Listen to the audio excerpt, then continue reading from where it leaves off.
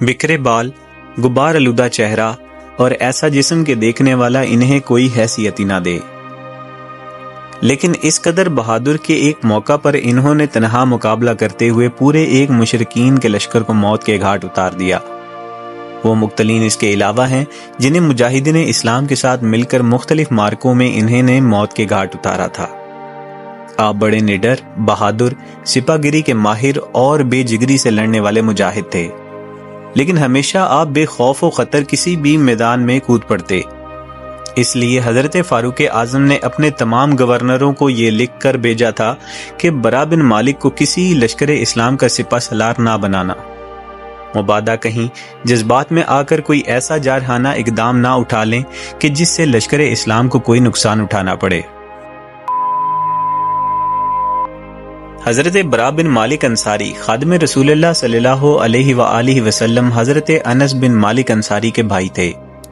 اگر میں حضرت برا بن مالک انصاری کی بہادری کی داستانیں سنانے لگوں تو بات بہت طویل ہو جائے گی اور اس ویڈیو میں پوری نہ آ سکے گی، اس لیے میں آپ کے سامنے ان کی بہادری کا ایک ایسا قصہ بیان کرتا ہوں جو آپ کو دوسرے حیرت انگیز واقعات کی خود نشاندہی کرے گا۔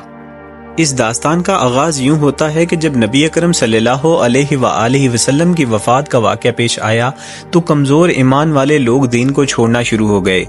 جس تیز رفتاری سے انہوں نے دین اسلام کو قبول کیا، اسی تیز رفتاری سے وہ دین اسلام کو چھوڑنے لگے۔ نوبت یہاں تک آ گئی کہ مدینہ، طائف اور چند دیگر علاقوں میں وہی لوگ دائرہ اسلام میں رہے جنہیں اللہ سبحانہ و تعالی نے پختہ ایمان نصیب فرمایا تھا۔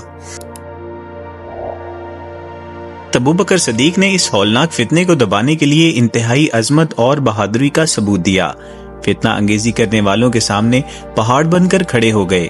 آپ نے مہاجرین و انصار کی 11 لشکر تیار کیے اور ہر لشکر کے لیے ایک پرچم تیار کیا گیا اور تمام لشکروں کو جزیرہ عرب میں چاروں طرف اسلامی پرچم دے کر روانہ کر دیا گیا تاکہ وہ مرتدین کو راہ راست پر لا سکیں اور انہیں حق بات سمجھانے کے لیے ہر حربہ استعمال کریں۔ اگر نرمی کارگر ثابت نہ ہو تو شمشیر اسلام کی حقانیت ان کے دلوں میں بٹھائیں۔ صورتحال یہ تھی کہ جملہ مرتدین میں مسلح کذاب کا ایک قبیلہ جو جنگ کے لحاظ سے بہت ہی طاقتور اور تعداد کے اعتبار سے بہت ہی بڑا تھا۔ ہوا یہ کہ مسلح کذاب نے مسلمانوں کے اس پہلے لشکر کو شکست دے دی جس نے ارقمہ بن ابو جہل کی قیادت میں اس پر چڑھائی کی تھی۔ اس لشکر کو مجبوراً پیچھے ہٹنا پڑا۔ اس کے بعد حضرت ابوبکر صدیق نے دوسرا لشکر حضرت خالد بن ولید کی قیادت میں روانہ کیا۔ یہ لشکر اسلام انصار و مہاجرین کے تجربہ کار مجاہدین پر مشتمل تھا۔ ان روشن چہروں میں حضرت برا بن مالک انصاری بھی تھے۔ علاقہ نجب میں ایک مرکزی مقام پر ان دونوں لشکروں کا آمنا سامنا ہوا۔ تھوڑی ہی دیر میں مسیلہ کذاب اور اس کی فوج کا پلڑا بھاری ہو گیا۔ مسلمانوں کے قدم اکھڑ گئے اور وہ اپنے مورچوں سے پیچھے ہٹنے لگے۔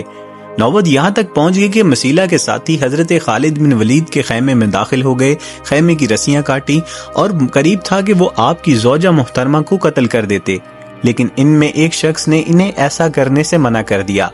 اس موقع پر مسلمانوں نے شدید خطرہ محسوس کیا اور انہیں معلوم ہوا کہ اگر ہم یہ جنگ مسیلہ کذاب سے ہار جاتے ہیں تو اسلام کی سربلندی کے لیے کوئی بھی سر نہیں اٹھا سکے گا اور اس پورے عرب میں اللہ تعالیٰ کی عبادت کرنے کے لیے کوئی نہ ہوگا۔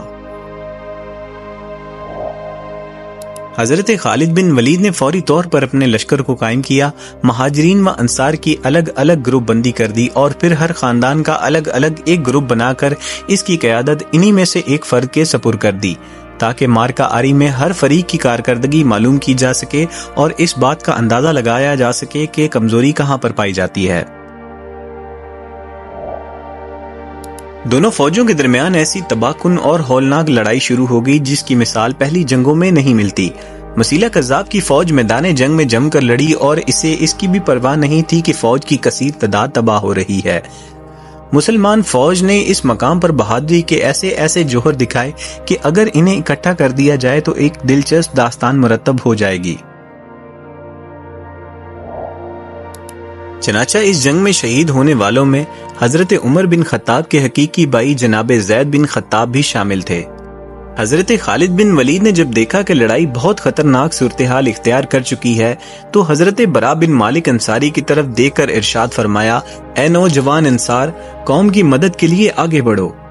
تو حضرت برا بن مالک نے قوم کی طرف متوجہ ہو کر ارشاد فرمایا، تم میں سے اب کوئی بھی مدینہ واپس جانے کا نہ سوچے، یوں سمجھو کہ آج سے تمہارے لیے مدینہ ختم، بس اب تمہارے لیے ایک اللہ اور جنت ہے۔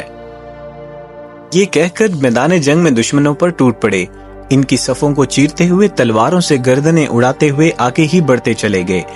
ایسے انداز میں حملہ کیا کہ مسیلہ اور اس کی فوج کے قدم اکھڑ گئے اور مشرکین کو موت کے گھاٹ اتار دیا گیا۔